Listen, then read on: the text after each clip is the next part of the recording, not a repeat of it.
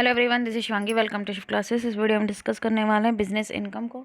तो आपसे जून 22 के एग्ज़ाम में एक क्वेश्चन पूछा गया है कि बिज़नेस इनकम और प्रॉपर्टी इनकम में डिफरेंस क्या है। तो पहले हम बिज़नेस इनकम को डिस्कस कर रहे हैं, नेक्स्ट वीडियो में हम लोग प्रॉपर्टी इनकम को डिस्कस करेंगे।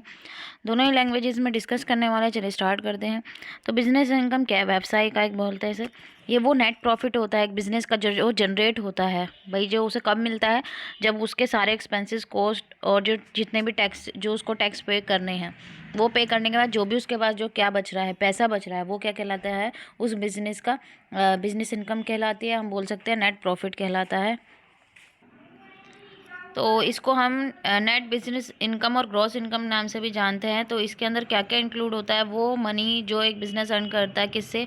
प्रोडक्ट की सेल, जो भी उसकी प्रोडक्ट और सर्विसेज है उनकी सेल से, इन्वेस्टमेंट से जो उसको रिवेन्यू अर्न हो रहा है, प्रॉफिट रिसीव हो रहा है उसको, ग्रांट्स और डोनेशन के थ्रू, और जो भी अदर सोर्सेज होते हैं रिवेन्यू के वो।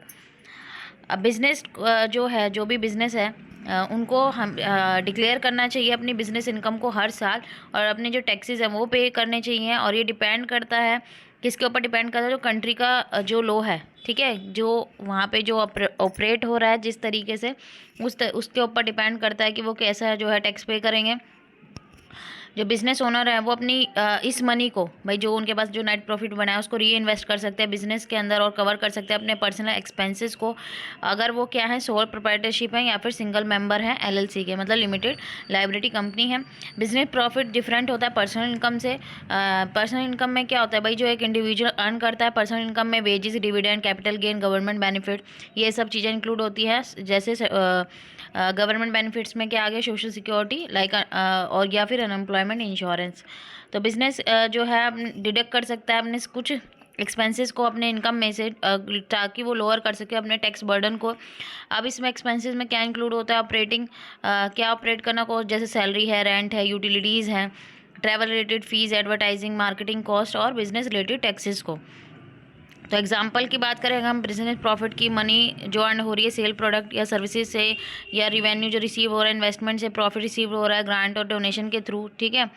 तो अगर हम देखें, कंपनी जो है वो अर्न कर रही है $1,00,000 ये अपनी सेल रिवेन्यू से, लेकिन जितने एक्सपेंस डिडक्ट करने के बाद, भाई जैसे सैलरी दे दी उसने, रेंट जो पे करना था, तो उसके बाद नेट इनकम कितनी बच रही है? $50,000 बच रही है। तो जो ये $50,000 है वो इसकी क्या है? बिजनेस, ये जो इनकम है, ठीक है, बिजनेस की क्या है? ये इनकम है उस साल की।